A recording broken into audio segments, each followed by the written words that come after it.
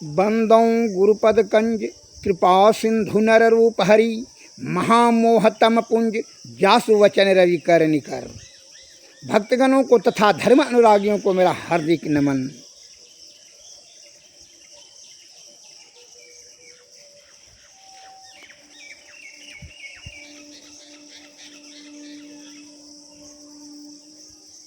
बिन सोचे समझे जो करे पाछे पछताए, काम बिगाड़े अपना जग में होता हसाए।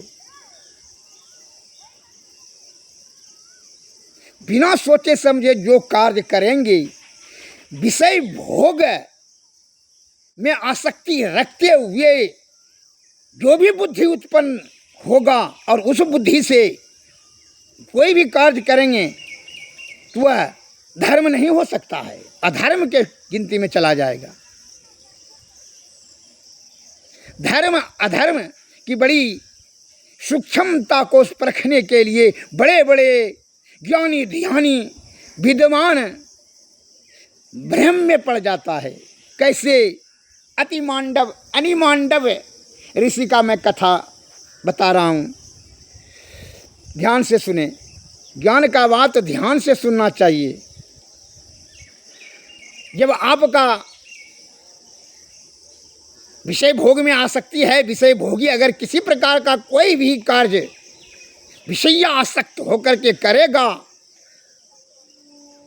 काम क्रोध मद मोह लोभ ईर्षा मत्सर राग द्वेष में रहते हुए कोई भी कार्य करेगा तो वह धर्म युक्त नहीं होगा, अधर्म होगा। कैसे उदाहरण देते हैं। मांडव ऋषि बहुत दिनों से जो है 100 वर्षों से तपस्या करते थे। जंगल में अपना कुटिया बना करके वहीं रहते थे, फल फूल खाते थे और वहीं तपस्या करते थे। धर्म की वह पुंज का पुंज जमा कर लिए थे। कठोर तप करके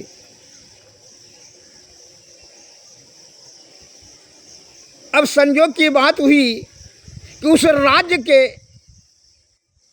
राजा के यहाँ चोरी किया चोरों ने। वह चोर सोना चांदी जेवरात लेकर करके भागा और उसका पीछा किया राजा के सिपाहियों ने। अब रपेट करके रपेट रहा है। चोर भागते भागते जो है वो जंगल में प्रवेश किया और वह ऋषि ध्यान में मगन थे। वह चोर जो है महात्मा जी के आश्रम में घुस गया, झोपड़ी में, और वहीं छिप कर करके बैठ गया। 8-10 तो चोर था। वह माल खजाना लेकर के जेवर जेवरात सोना चांदी हीरा मोती सब लेकर के वहीं छिप गया आश्रम, वह मांडव ऋषि के आश्रम में। और उधर से पीछा करते हुए सिपाही भी आ गया। अब जब सिपाही आ गया तो ध्यान महात्मा जी का मांडव ऋषि का टूट गया था। तो उसने सिपाहियों ने पूछा, वह 2 दर्जन सिपाही था। तो सिपाहियों ने पूछा कि ऋषिवर, चोर को भागते हुए आपने देखा? मांडव ऋषि तो देखा नहीं थे, वो तो ध्यान में थे, कुछ नहीं बोले। तो वह कुछ नहीं बोलने का अर्थ सिपाही सबने लगा लिया कि जरूर महात्मा जी ने देखा हुआ, ही नहीं बोल रहा है। वो उसको संदेह हो गया, और संदेह पाप का कारण है। वो सिपाहियों ने कहा ये जो है आश्रम में ही खोज करके देखो। बस सभी सिपाही ने आश्रम को घेर करके खोज करके देखा तो वहाँ चोर सब पकड़ा गया और माल समेत खजाना ये संपत्ति धन समेत पकड़ा गया। ओ तो कहा, सब सिपाही ने अर्थ दिमाग लगाया कि यह जो है सभी चोर आकर के इस आश्रम में छिप करके बैठा था, यह सभी चोरों का यह सरदार है, यह पाखंडी महात्मा नहीं है, सरदार है। इसीलिए देखिए कुछ नहीं बोल रहा था, जब पूछें तो कुछ नहीं बोला। ओ इसको छिपाना चाह रहा था, लेकिन हम लोग पकड़ लिए। बस वो चोरों के साथ में वो मांडव ऋषि को भी हथकड़ी लगा के पकड़ करके राजा के पास लेकर के सिपाही ने चोरों को लेकर के राज दरबार में राजा के समक्ष उपस्थित किया। राजा साहब ने चोर और मोट मन धन दोनों साथ में पकड़ लिया तो क्रोधातुर होकर के क्रोध हो गया कि चोर मोट अब तो सबूत का कोई जरूरत नहीं है। चोर मोट तो पकड़ लिया सिपाही ने, सिपाही को जो है शाबाशी दिया और कहा उसको सबको सूली पर चढ़ा दिया जाए। महात्मा जी कुछ बोलने का चेष्टा कर भी रहा था तो सिपाहियों ने कहा कि महाराज हम जब इसको पूछें महात्मा से, यह महात्मा नहीं है, ये चोरों का सरदार है महाराज, इसके जो है आश्रम में छिप करके बैठ गया था सभी चोर धन समेत लेकर के। और जब महात्मा से जब हम लोग पूछें ये ढोंगी है, पाखंडी है, ये महात्मा बनने का यह स्वांग करता है, ये चोरों का सरदार है। जब हम लोग पूछे इससे कि चोर को भागते हुए देखा है तो ये कुछ नहीं बोला। उसी समय संदेह हुआ, तब हम लोग इसके झोपड़ी में ये कुटिया में भीतर खोज के छानबीन किए, तब ये सभी चोर पकड़ाया और जो है यह धन पकड़ाया। इसलिए इसको साथ में पकड़ के लाए। तो राजा ने कहा सही ठीक है, ये चोरों का सही सरदार है, झूठ बोल रहा था, नहीं कुछ बोला, इसको बचाना चाह रहा था। अब जो है राजा तो क्रोधातुर हो गया और यह महात्मा समेत को जो है और चोर और महात्मा दोनों को जो है सजा सुना दिया कि इसको सूली पर चढ़ा दिया जाए। सूली का अर्थ जान लीजिए, नोकीला खंभा, चिकनाहट नोकीला खंभा गड़ा रहता था और गुदा मार के बल पर उसको ऐसे बैठा देता था नंगा, जिससे कि गुदा मार्ग में वो नोकीला खंभा घुस कर करके उसके यहाँ नाद कुंड को फाड़ते हुए यहाँ हाड़ पर हृदय पर पहुँच जाए, वह मर जाए। भीषण कष्ट सहते हुए प्राण त्यागता था, उसी को सूली कहा जाता था। अभी जैसे फांसी कहता है, गला में रस्सी लगा कर फांसी देना, उस समय सूली पर चढ़ाने का कानून था।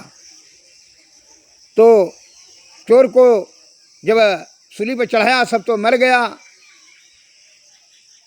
और महात्मा जी को भी सूली पर चढ़ा दिया, लेकिन महात्मा जी का प्राण नहीं निकला, नहीं मरा, क्योंकि यह ब्रह्म पुरुष थे, तपोबल था, धर्म की शक्ति थी इनकी, इनका प्राणवायु निकलना और नहीं निकलना इनके बस में था। क्योंकि इसलिए इसकी धर्म शक्ति थी, इसलिए मौत बिना इसके इच्छा से नहीं हो सकता था। भीषण वेदना सहते हुए जब 1 महीना हुआ नहीं मृत्यु हुआ तो सिपाही ने खबर दिया कि महात्मा जी का मृत्यु नहीं होता है, वो ध्यान में बैठे हुए हैं सूली पर। तो राजा साहब को संदेह हुआ कि ये पहुँचे हुए ब्रह्म पुरुष है, इसको भूल से हमने सजा दे दिया, ये सही महात्मा है, नहीं तो सूली में क्षण मात्र में ही सूली पर चढ़ाने से सब मर जाता है। यह ब्रह्म पुरुष है। वहाँ से वह चिंतातुर ऐसे भयभीत हो गया और बेचैन व्याकुल होकर करके राजा साहब वहाँ से यथाशीघ्र आए और महात्मा जी के से बहुत बड़ा क्षमा मांगने लगे और दया के भीख मांगने लगे और सूली पर से उतरवाए। सब सिपाही से जल्दी उतारिए, उनके चरणों में गिर कर करके करुणा और क्षमा याचना करने लगे। महात्मन सचमुच में आप धर्म ज्ञानी हैं, ब्रह्म पुरुष हैं, हमसे बहुत बड़ा भूल हो गया, जो है हम राजमद में क्रोधातुर होकर के अहंकार से आपको भी हम चोर के साथ में सज़ा दे दिए, हमसे बहुत बड़ी भारी भूल हो गई, अतः आप क्षमा करें, क्योंकि राजा होने के नाते हमने अपना कर्तव्य। मांडव ऋषि ने कहा ठीक है, तुम अपना कर्तव्य निभाया, लेकिन तुम अपना कर्तव्य भूल गया कि क्रोध और अहंकार में बिना विचारे सूझबूझ किए हुए किसी को दंड दे देना यह राजमद है। तुमको तो नरक निश्चित है, इसलिए राजा को नरक मिलता है, क्योंकि उससे बहुत सारे पाप ताप कार्य हो जाता है। अहंकार में, क्रोध में, आवेश में, इसलिए कहता है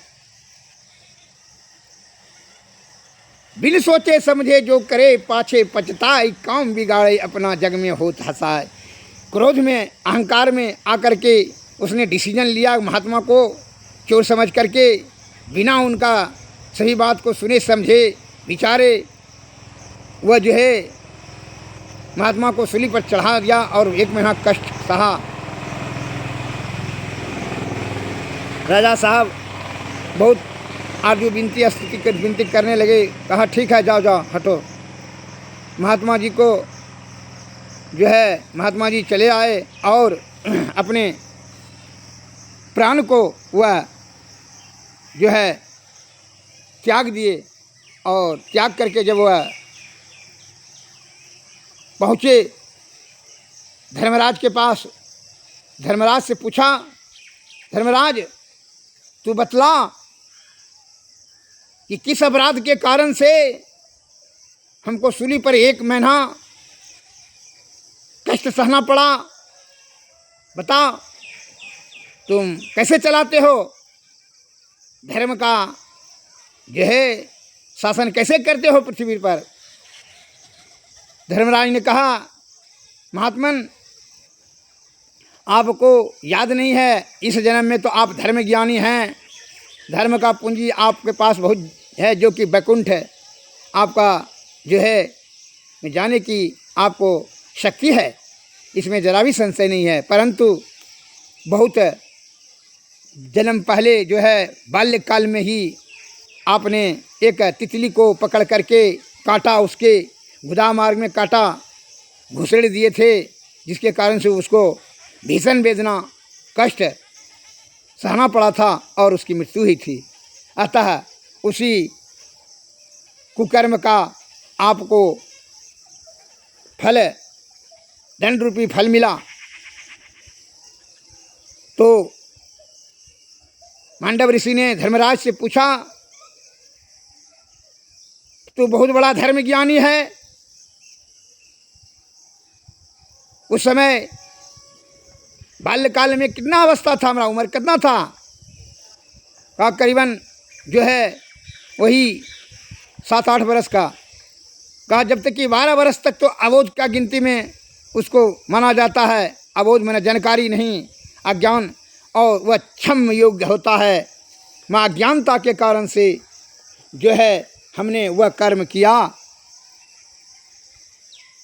तो वह जब तक कि जो ज्ञानी चतुर ज्ञानी सूझबूझ के रहते हुए भी जो है अगर कोई कुकार्य करता है या किसी को कष्ट पहुंचाता है या अपने स्वार्थ सिद्धि के लिए, विषय भोग की तृप्ति के लिए जो कर्म करता है, वह पाप पुण्य के तराजू पर रखा जाता है। कर्म कुकर्म सुकर्म कर्मकांड के अंतर्गत में रखा जाता है। लेकिन अबोध बालक का तुमने इतना बड़ा धर्म ज्ञानी बने फिरते हो, धर्मराज का उपाधि लेकर के बैठे हो, तुम अबोध बालक को उसका दंड तो देगा, जबकि हम धर्म का पुण्य जमा कर चुके थे तो पर भी दंड दिया। मैं तुमको श्राप देता हूँ कि तू जा कर के यह पृथ्वी लोक में तू मनुष्य बन करके जन्म लेगा और धर्म और अधर्म पर पूरा विवेचना वहाँ करते रहना। धर्म किसे कहते हैं, अधर्म किसे कहते हैं, इस प्रकार से मैं तुमको श्राप देता हूँ मनुष्य योनि में जाने का। इस प्रकार से श्राप जब दिया तो ही धर्मराज जो है वह तन जो है वह मनुष्य तन में विदुर जी के रूप में हुए थे। और विदुर महाराज वही ज्ञानी थे, धर्म ज्ञानी, परंतु उनकी दुर्गति हुई दुष्ट दुर्योधन के प्रभाव से उसको कितना कष्ट सहना पड़ा और धर्म का बखान किया, जिसके कारण से उसका उपेक्षा हुआ और दुर्गति हुई। इस प्रकार से धर्म और अधर्म का वह विवेचना करते करते वह खुद अधर्म और कष्ट जीवात्मा की दुर्गति में फंस गए थे, जिसके कारण से उसको अपमान,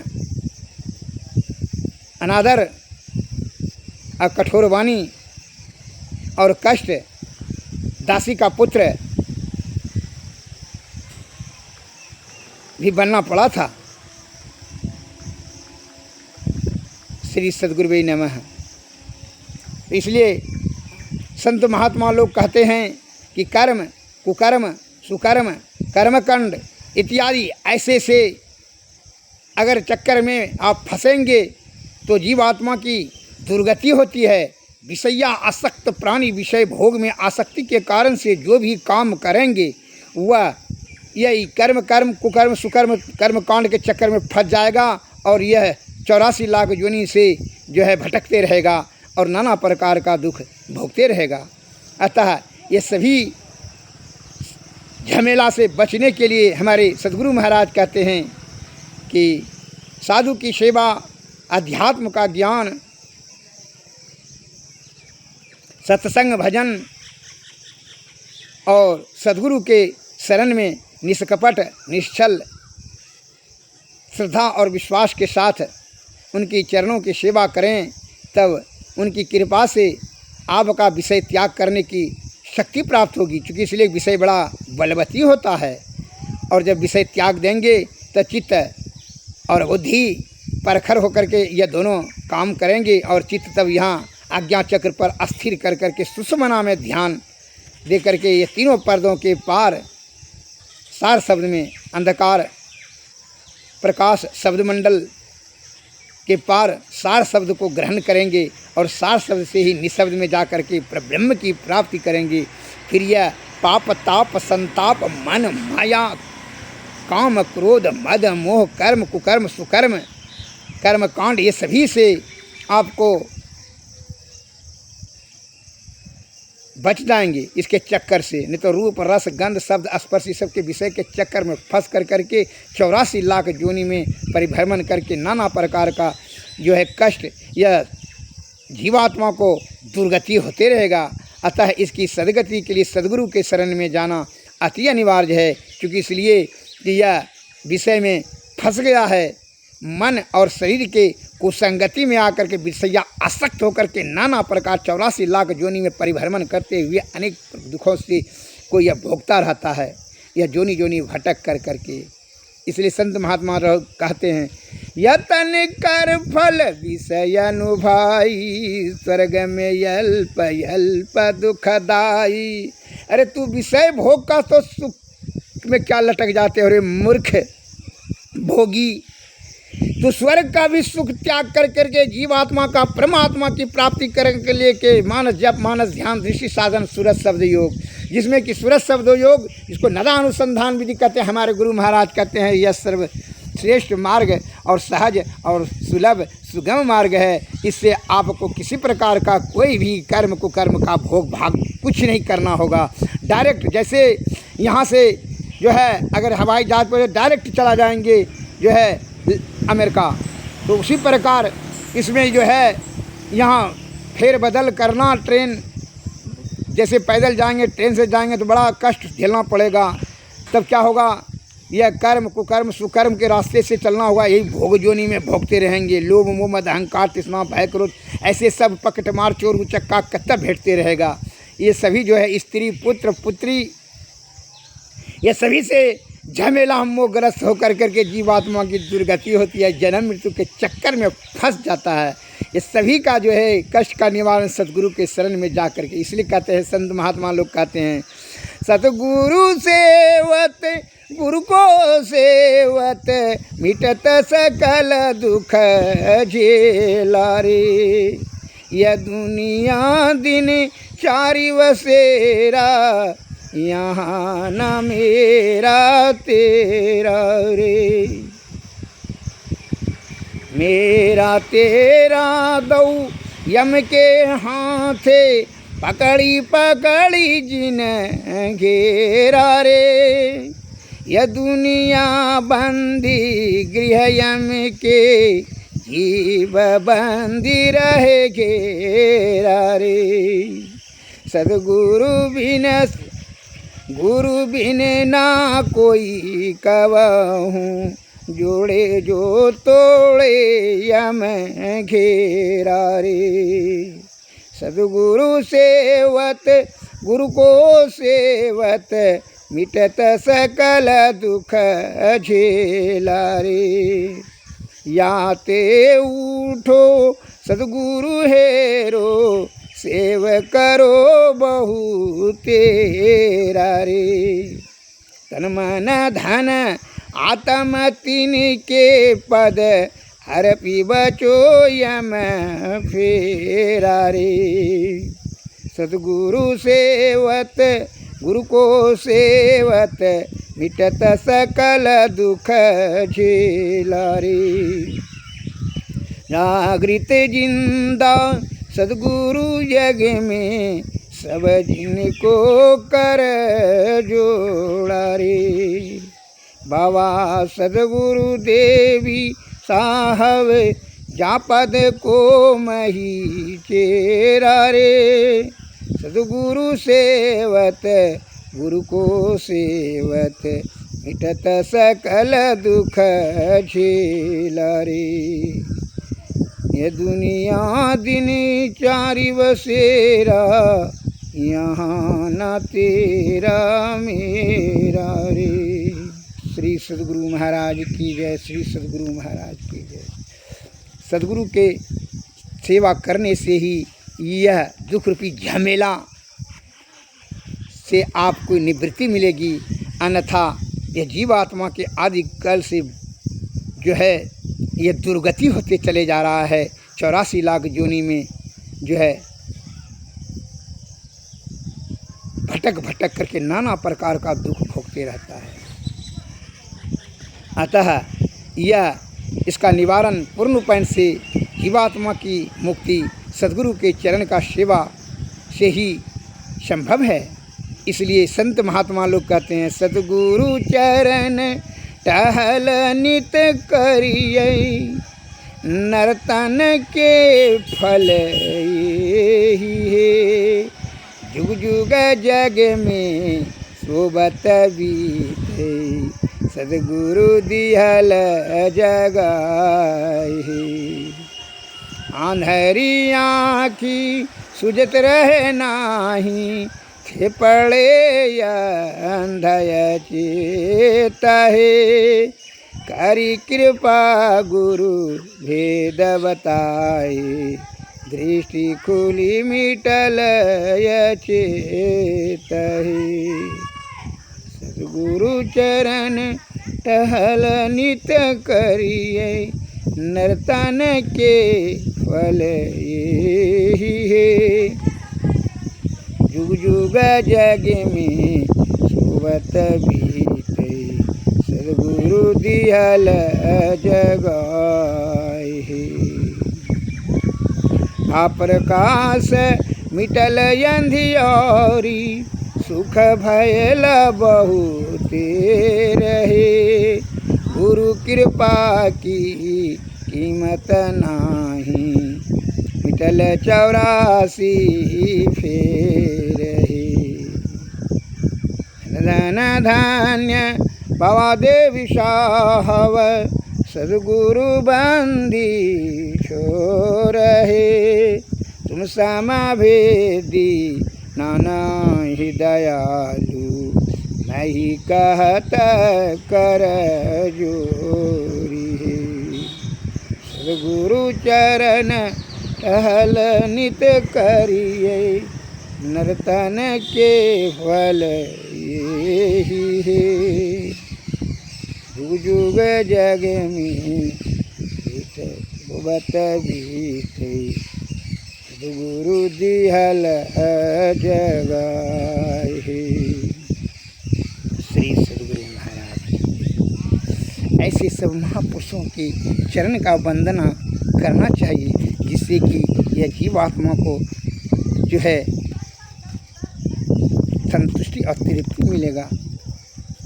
अतः ऐसे सब महापुरुष जो कि हमारे जीव आत्मा के परम कल्याण हेतु वह निश्चल निष्कपट तहे दिल से शुद्ध चित्त पवित्र आत्मा से हम लोगों को सत्संग भजन से करके जीव आत्मा का कल्याण करने के लिए नाना प्रकार का जो है आपका ज्ञान आपको दे दिए हैं, शास्त्र में संकलित कर दिए हैं। अतः उन्हीं का अनुसरण करना चाहिए, जिससे कि यह जीवात्मा को जो है यह अधोगति दुर्गति से मुक्ति मिलेगा। यह 84 लाख जोनि से जो है भोग जोनि से निवृत्ति प्राप्त करके यह ब्रह्म को प्राप्ति करेगा यह जीवात्मा। अतः वह परम पूजनीय है हमारे महापुरुष, इसलिए कहते हैं उनकी आरती करें। सतपुरुष की आरती कीजिए, हृदय धर को थाल सजीजिए। दामनी ज्योति झका झक जाऊँ मैं, तारे चंद अलौकिकताओं में। आरती करत होत यति उज्ज्वल, ब्रह्म की ज्योति अलौकिक उज्ज्वल। सन्मुख बिंदु में दृष्टि समावे, अचरज आरती देख न पावे। दिव्य चक्षुषो अचरज पेखे, या जग सुख दुख करि लेखे। होत महाधुनयन हद केरा, सुनत सुरत सुख लहत घनेरा। सुरत सार शब्द में लागी, पिंड ब्रह्मांड देह सब त्यागी। आत्म अर्पि के भोग लगावें, सेवक सेव्य भाव छुट जावे। हम प्रभु प्रभु हम एक ही होई, द्वंद्व अरु द्वैत रहे नहीं कोई। मैं ही ऐसी आरती कीजिए, भव मह जन्म बहुरी नहीं लीजिए। श्री सद्गुरु महाराज की जय। श्री सद्गुरु महाराज। सद्गुरुवे नमः। नमस्कार। जय हिंद।